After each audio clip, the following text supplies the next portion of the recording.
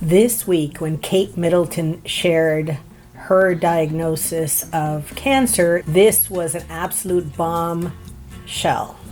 And it was the impetus for this video to discuss a history, give you information, and refer some books by medical professionals to give you more information on this incredibly important malady that is affecting so many people. I don't think there's a family on earth that doesn't have a loved one, someone they know, that is either going through this process or having gone through it. So let's talk about it. Let's get right into it. But of course, first, this is Latina Literati.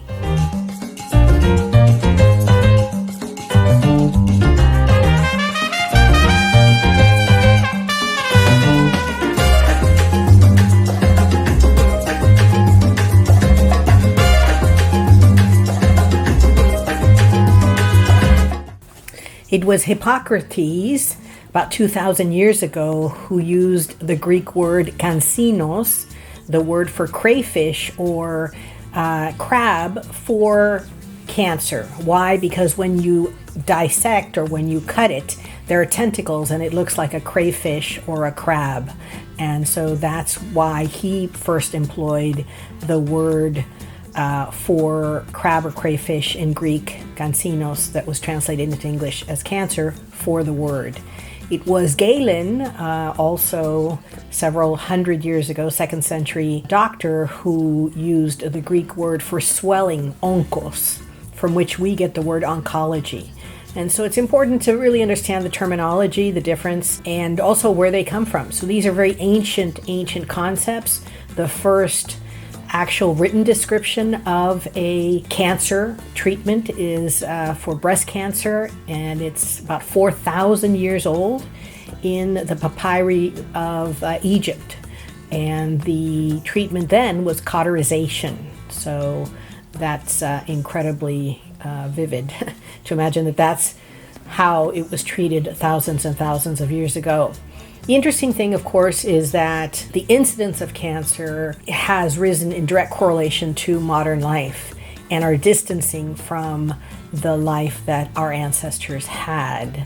And we'll talk a little bit about that, as well as general information that you should know, and information, obviously, where to get even more informed by medical professionals. I should say I'm not a medical professional, but I've read a lot of books about cancer, having several members of my family having gone through the process, and so I want to share that with you today.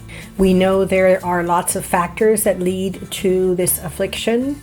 We know that some of it is genetics, but a lot of it is environmental, and so that's why you have places like Cancer Alley in Louisiana.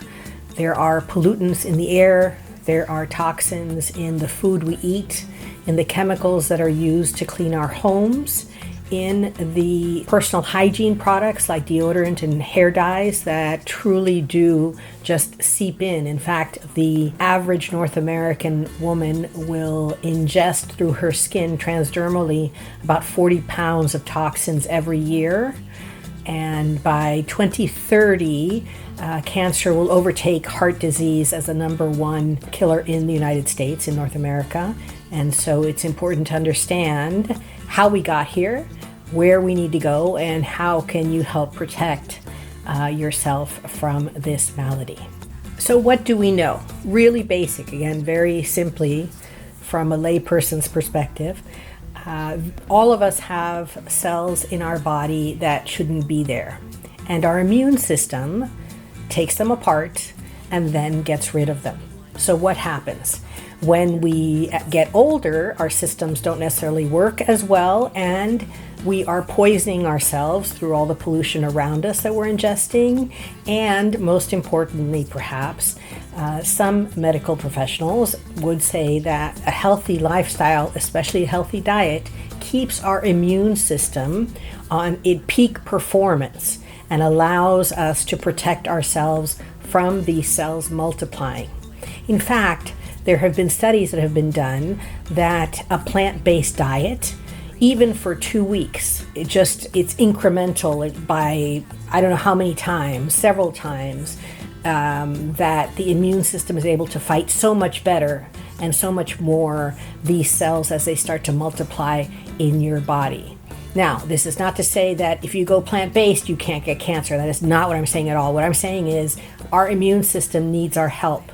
We need to keep our systems healthy. And one of the main ways to do that is to eat fresh fruits and vegetables every day. And so we want to stay away from processed foods. And nutritionists who work with patients will say you want to stay away from white sugar.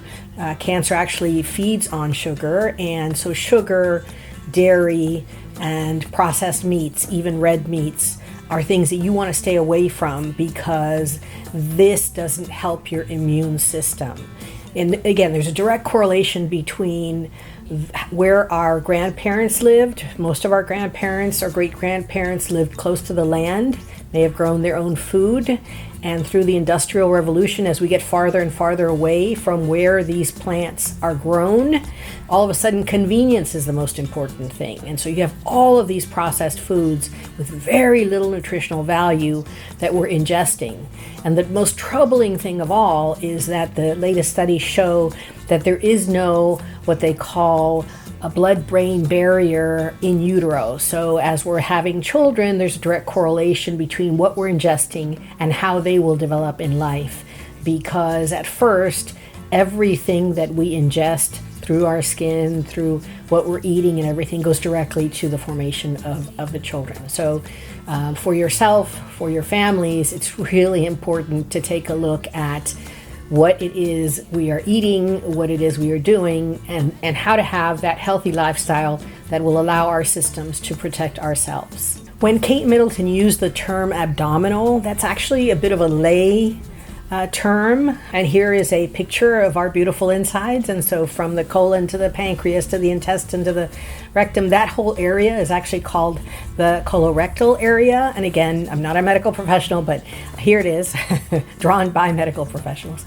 And so when you have cancer in that area, that's what's called colorectal cancer. And it is normally seen in women after 50, but colorectal screening is now being recommended by medical professionals for women even at the age of 40 and 45, which is about Kate Middleton's age. And so there are a couple of different screenings. You go in for a colonoscopy, and you can speak to your medical provider about what that is, or you can have a test at home through a stool sample. And you can also see the companies that offer that as well. And so these are things that should be done yearly, along with your self-care and your yearly medical exams. You want to make sure that you're testing, that you're self-examining for any suspicious lumps, or if there's pain that's not being explained, you want to make sure and immediately seek help. Really interesting, because for years there was something called a thermogram, where you would put your hands in ice water, and then they would take a picture of the heat in your body, and that was an alternative to the mammogram that is quite violent on the breast. But again, it's important that you get screened as you get older. You need to get screened more often. And again, speak with your medical provider to get the details on what's best for you. So what can we do to stay healthy? And I've mentioned this before, and I'll mention this again. If you could grow your own food, that would be ideal. In the Ayurvedic medical system, there's something called Amar. I've mentioned it before. It's a life force. The closer that you are to that life force coming from the ground, the fruits and vegetables, the more you gain in nutrients. The farther away you are, the less you get in nutrients. So if you can go to a farmer's market and look in the eyes of those that have picked the fruit and vegetables that you're about to buy, that's also great. You want to keep it local. You don't want to have something coming from the other side of the world because of the packaging and the toxins that need to be used to try and preserve things that have to have such a long shelf life. So you really want fresh, and you want a variety.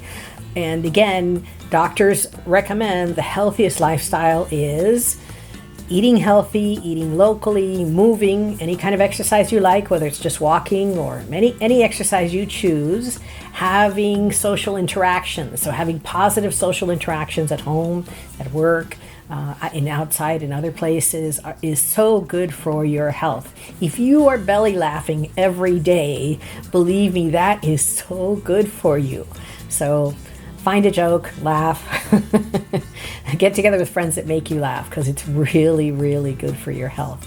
And of course, there's all sorts of other things that are good for your health. This is not an all-inclusive list, but I just wanted to pique your interest, and hopefully we've shared a little bit of information that you can use to take a look at what we're doing to help ourselves and to help others who are going through this process. This video was inspired by Kate, but it's actually dedicated to two aunts that were like second mothers to me. So Tia Chita y Titi Kathy, this video is for you.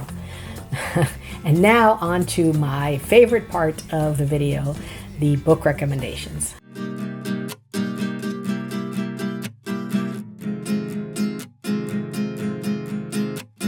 The first book I'm going to recommend is called The Emperor of All Maladies by Siddhartha Malkaji. And this book is a treasure, Pulitzer Prize winning, and it goes through the history, the treatments, and the future of cancer. If this is a topic that's affecting your life, you have to read this book. It's a wonderful book and gives you a really good insight about where we've come from and where we need to go to ensure that we stay healthy. The second book is a page turner. It is called The Immortal Life of Henrietta Lacks by Rebecca Skloot. Why is this book just so important? Well, HeLa cells, or the Henrietta Lack cervical cancer cells, were the first immortal cells. What does that mean? That they would reproduce and reproduce and reproduce, and they were shared and they were sold, and they were the center of so much research for decades and decades, even today. So this impoverished tobacco farmer goes to a segregated hospital to try and get treatment for cervical cancer. She passes away, but her cells live on, and they live on to this day. And the incredible thing is that her children and grandchildren continue to live in poverty, did not even have health insurance. Until very recently, they came to an agreement to at least receive some compensation, some recognition, some health insurance, because these cells had helped so much research, had been used all over the world on all sorts of experiments by companies that were then making money on the results. I mean, it's just unbelievable. Talk about, race and ethics and medicine. This is the book to read. It's a page turner. And as I recommend, always read the book before you see the movie, because there's a lot of nuances in the book, but there's also a movie. And as always, check your local library. I am sure they'll have these books, or your local bookseller. We want to always support our local libraries, our local booksellers. We love them both. And so on to the third recommendation. The third book recommended today is The First Cell: The Human Cost of Pursuing Cancer to the Last Cell by Azra Raza. And this book is absolutely vital because it talks about the medical complex. In other words, it talks about what the human cost is of all these human trials, of all of these variety of medications, of how many actually work and how many actually prolong the life of patients. How much suffering does it take? And I have seen family members who in retrospect would have said, I would not have taken the treatment knowing that it would only prolong my life 24 months, 3 years. So again, I've had family members who've gone through this process, and it is to them that I dedicate this video. But this book is crucial, vital reading to understand the big picture, to understand what's going on, the incredible amount of resources that are dedicated to treating this cancer, to treating the symptoms, and to treating perhaps the growth and the processes, which is very different than curing it. So last I read, if you're alive 5 years after treatment, you're considered a success. So I don't know how you feel, but I think 5 years is not enough. With the amount of resources that are being invested, I think we can do better. And of course, what most medical practitioners in this area will tell you is prevention is far better than trying to cure this disease. So my plea to you today is to take a look at what it is we're doing, what it is you're eating, your lifestyle, and see changes you can make for a healthier lifestyle to postpone or even do away with the possibility that this will be something you'll have to confront in the future as the years pass. So as always, thank you so much for this joint journey. I would love to hear your comments. I would love to hear what you'd like us to talk about and what books you're reading. Thank you so much. Con mucho cariño, mucho salud y mucho amor. Gracias.